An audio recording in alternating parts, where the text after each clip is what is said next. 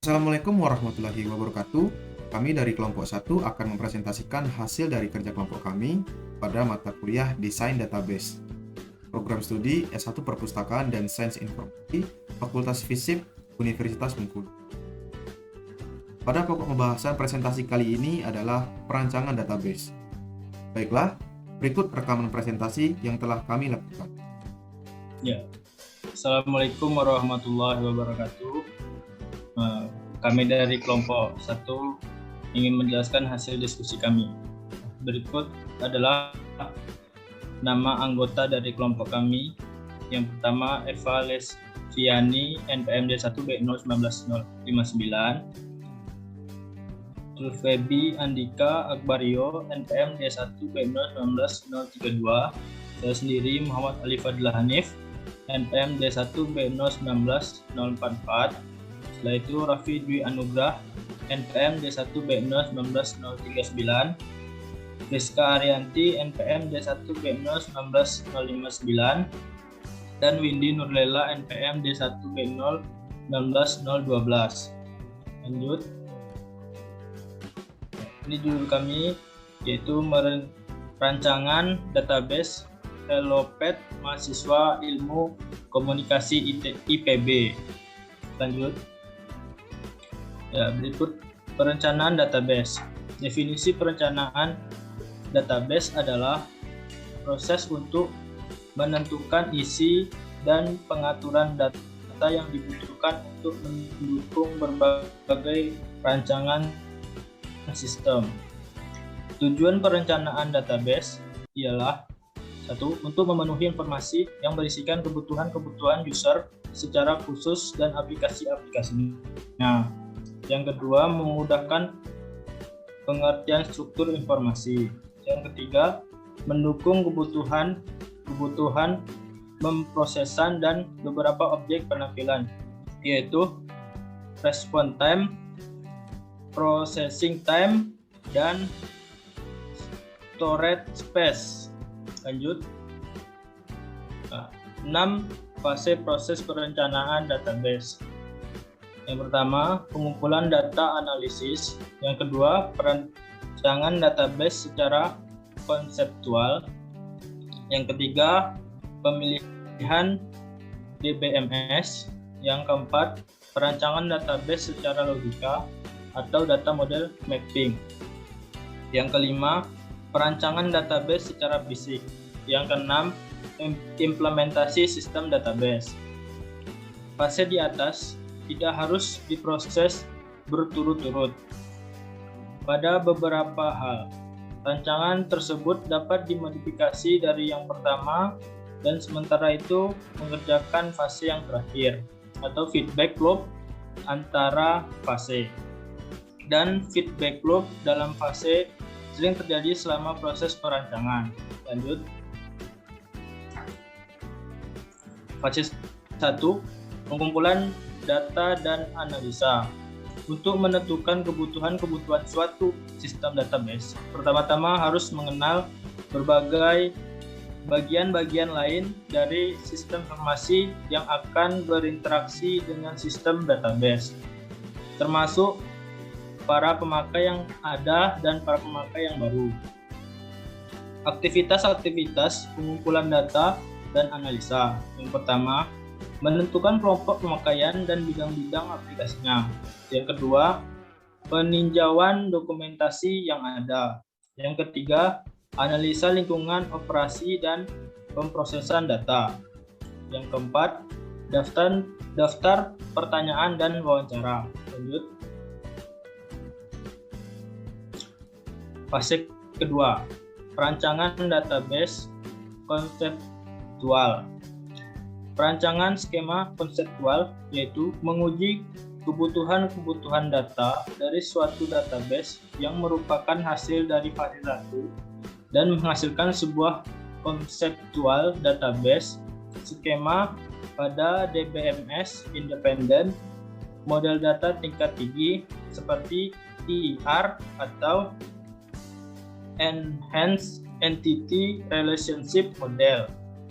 Perancangan transaksi yaitu menguji aplikasi-aplikasi database di mana Kebutuhan-kebutuhannya telah dianalisis pada fase 1 dan menghasilkan perincian transaksi-transaksi ini. Itu saja yang dapat saya sampaikan. Lanjut kepada Eva. Fase ketiga, pemilihan DBMS.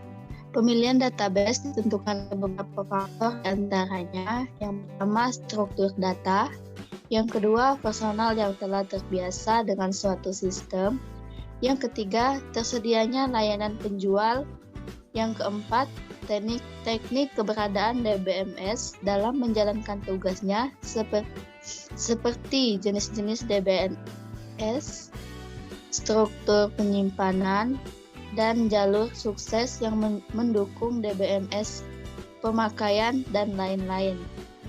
Lanjut, fase keempat, perancangan database secara logika. Fase ini dilakukan oleh pemetaan skema konseptual dan skema eksternal yang dihasilkan pada fase 2. Fase ini, skema konseptual ditransformasikan dari model data tingkat tinggi yang digunakan pada fase 2 ke dalam model data dari DBMS yang terpilih pada fase 3. Pertama, pemetaan sistem independen, pemetaan ke dalam model data DBMS dengan tidak mempertimbangkan karakteristik atau hal-hal yang khusus. Yang kedua, penyesuaian skema ke DBMS yang spesifik, mengatur skema yang dihasilkan pada langkah 1 untuk disesuaikan pada implementasi yang khusus di masa yang akan datang dari suatu model data yang digunakan pada DBMS yang dipilih. Oke, lanjut pada Windy. Baiklah, saya Windy akan melanjutkan materi dari Eva tadi, yaitu fase kelima, perancangan database, yaitu proses pemilihan struktur penyimpanan dan jalur-jalur akses pada file-file database untuk mencapai penampilan yang terbaik pada bermacam-macam aplikasi. Selama fase ini, dirancang spesifikasi untuk database yang disimpan yang berhubungan dengan struktur penyimpanan fisik, penempatan record, dan jalur akses. Nah, berikut ini petunjuk pemilihan perancangan database secara fisik, yaitu response time, space utility, kemudian transaction transport. Next, untuk fase ke-6. Fase ke-6 yaitu implementasi sistem database, yaitu setelah perancangan secara logika dan secara fisik lengkap, kita dapat melaksanakan sistem database. Perintah-perintah dalam DDL dan SDL atau Storage Definition Language dari DBMS yang dipilih, dihimpun, dan digunakan untuk membuat skema database dan file-file database yang kosong. Kemudian, database tersebut disatukan dengan datanya. Jika data harus dirubah dari sistem komputer sebelumnya, diperlukan perubahan-perubahan yang rutin mungkin diperlukan untuk format ulang datanya yang kemudian dimasukkan ke database number. Next. Kemudian langkah-langkah database selanjutnya dapat dilaksanakan oleh para programmer aplikasi. Ini merupakan alasan perancangan mengapa dirancang basis data. Yang pertama, basis data telah menjadi bagian dalam sistem informasi suatu organisasi. Yang kedua, kebutuhan penyimpanan data dalam jumlah besar semakin mendesak. Yang ketiga, fungsi-fungsi dalam organisasi semakin dikomputerisasikan. Kemudian, semakin kompleks data dan aplikasi yang digunakan, maka relationship antar data harus dimodelisasikan. Dan yang terakhir, dibutuhkannya kemandirian data, konversi, dan loading data. Baiklah, selanjutnya, aplikasi HelloPet. HelloPet adalah aplikasi berbasis web yang berjalan di bidang jasa. HelloPet sangat berguna bagi pemilik hewan peliharaan seperti anjing dan kucing untuk merawat dan mempercantik hewan peliharaannya. HelloPet memiliki fitur pemesanan layanan home service, pet grooming yang menyediakan berbagai paket grooming. Dengan harga yang bervariasi, jadwal pelayanan home service dapat diatur oleh pelanggan, dan pembayaran dapat dilakukan setelah pelayanan aktif melalui bank. Next, adapun tujuan dari HelloPet yang pertama itu, pet grooming akan memudahkan pelanggan untuk merawat dan mempercantik hewan peliharaannya. Dan yang kedua, pet grooming menyediakan layanan panggilan ke rumah sehingga pemilik tidak perlu repot untuk pergi ke rumah. Dan yang ketiga, menyediakan layanan grooming yang sesuai kebutuhan hewan peliharaan tersebut. Next, adapun jenis atribut. Yang pertama, atribut sederhana, yang dimana atribut atomik yang tidak dapat lagi dipecah menjadi atribut lain. Selanjutnya, atribut komposit masih dapat dipecah menjadi sub-sub atribut yang masing-masing memiliki arti. Dan selanjutnya, atribut bernilai tunggal, hanya memiliki satu nilai untuk setiap barisnya. Selanjutnya, atribut bernilai jamak, yang dimana boleh memiliki lebih dari satu nilai untuk setiap barisnya. Selanjutnya, ada atribut harus bernilai, yang dimana harus memiliki data untuk setiap barisnya. Dan selanjutnya ada atribut bernilai 0, yang dimana boleh tidak memiliki nilai data untuk setiap barisnya. Dan yang terakhir itu atribut turunan, yang dimana nilai-nilainya diperoleh dari pengolahan atau dapat diturunkan dari atribut lain yang berkaitan. Dan ada juga field atribut kunci, yang dimana setiap field melalui terdapat kunci berupa field atau satu set field yang dapat mewakili record. Misalnya pada Hello Pet tadi, yang sebagai kuncinya kunci tamu itu adalah ID untuk mengetahui pemesanan layanan. Dan yang selanjutnya ada kunci kandidat key, yaitu adalah salah satu atribut atau satu set atribut yang mengidentifikasikan secara unik untuk kejadian spesifik dan entity.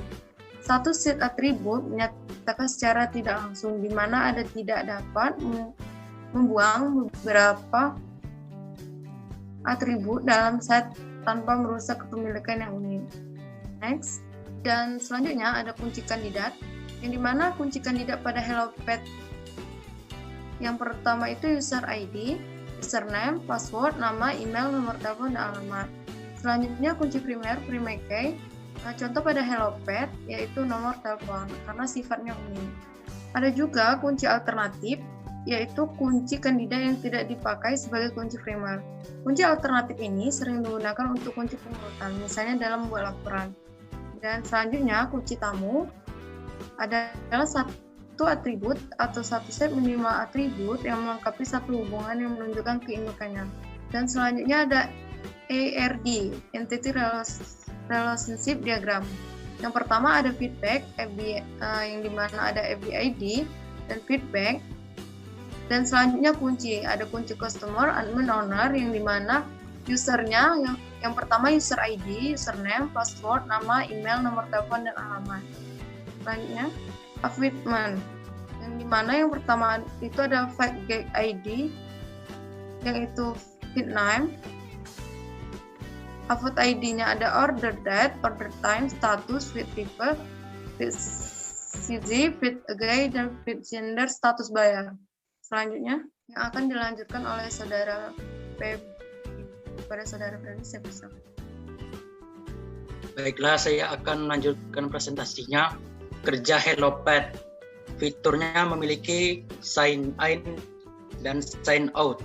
Pengguna yang ingin melakukan booking pada Hello Pet diharuskan untuk login akun terlebih dahulu. Setelah pengguna selesai melakukan booking, tentu saja pengguna dapat logout akun kapan saja. Sign up, jika pengguna belum memiliki akun dan tertarik untuk mengisi data diri, data yang dibutuhkan berupa nama, email, username, password, dan nomor telepon. Lanjut, ada fitur-fiturnya, ada booking, pet details, pet type, pet size, pet age, pet gender, appointment date and time, grooming package dengan pilihan premium, standar, basic, payment summary dengan pilihan transfer bank, after service. Oke, selanjutnya operasi dasar basis data. Booking details, pengguna dapat melihat detail pemesanan. Kedua, cancel appointment. Pengguna dapat meninggalkan pertemuan grooming hewan pemeliharaannya jika diinginkan. Ketiga, memberikan review. Pengguna dapat memberikan review dalam rangka membangun servis Hello Pet yang lebih baik. Keempat, melihat review. Yang kelima, edit account. Pengguna dapat mengganti data dirinya yang berupa nama, username, email, nomor telepon, dan alamat. Kemudian mengganti password. Pengguna dapat mengganti password. Kemudian delete account. Pengguna juga bebas menghapus akunnya kapan saja. Dan yang terakhir, appointment list, khusus untuk admin dan owner dapat pending appointment dan cancelled appointment. Nah, di sini fungsi CRUD. CRUD adalah create, read, update, dan delete. Jadi CRUD adalah kepanjangan dari create, read, update, dan delete. Teknik CRUD berfungsi untuk membuat, membaca, memperbarui, dan menghapus data pada Hellopath. Berikut adalah tabel CRUD yang telah disesuaikan pada Hellopath. Di sini ada field use case, kemudian user, admin dan owner, kemudian field server. Untuk use case akun, user dapat mengakses C, R, U, dan D. Admin dan owner dapat mengakses C, R, U, D. Server dapat mengakses C, R, U, D. Untuk use case nama, user dapat mengakses C, R, U. Admin dan owner dapat mengakses C, R, U. Kemudian server dapat mengakses R dan U. Lanjut pada use case email, user dapat mengakses C, R, U. Admin dan owner dapat mengakses C, R, U. Server dapat mengakses R dan U. Kemudian username, user dapat mengakses C, R, U. Admin dan owner dapat mengakses C, R, U. Server dapat mengakses R dan U. Kemudian lanjut pada password, user dapat mengakses C, R, U. Admin dan owner dapat mengakses C, R, U. Dan server dapat mengakses R dan U. Pada use case nomor telepon, user dapat mengakses C, R, U. Admin dan owner dapat mengakses C, R, U. Server dapat mengakses R dan U. Kemudian pada use case alamat, user dapat mengakses C, R, U. Admin dan owner dapat mengakses C, R, U. Server dapat mengakses R dan U. Kemudian jenis hewan, user dapat mengakses C dan R. Admin dan owner dapat mengakses C dan R. Sementara server hanya dapat mengakses R. Kemudian ukuran hewan, user dapat mengakses C dan R. Admin dan owner dapat mengakses C dan R. Server hanya dapat mengakses R. Kemudian pada use case umur hewan, user dapat mengakses C dan R. Admin dan owner dapat mengakses C dan R. Server dapat mengakses R. Kemudian pada use case jenis kelamin hewan, user dapat mengakses C dan R. Admin dan owner dapat mengakses C dan R. Sementara server dapat mengakses R. Tanggal dan waktu pemesanan, user dapat mengakses C dan R. Admin dan owner dapat mengakses C dan R. Server dapat mengakses R. Kemudian pada use case detail pemesanan, user dapat mengakses R. Admin dan owner dapat mengakses R. Server dapat mengakses C. Kemudian pada use case booking ID, user dapat mengakses R. Admin dan owner dapat mengakses R. Dan server dapat mengakses C. Kemudian pada use case daftar pemesanan seperti pending, complete, dan cancelled, user tidak dapat melihat dan tidak dapat mengakses. Admin dan owner dapat mengakses R, dan server dapat mengakses C dan U. Dan yang terakhir, use case review. User dapat mengakses C dan R, admin dan owner dapat mengakses C dan R, server dapat mengakses R. Baik, inilah tabel CRUD pada pemrograman basis data Hellopath. Demikian presentasi dari kelompok kami. Mohon maaf apabila banyak kekurangan dan kesalahan dalam penyampaian. Kami akhiri. Wassalamualaikum warahmatullahi wabarakatuh.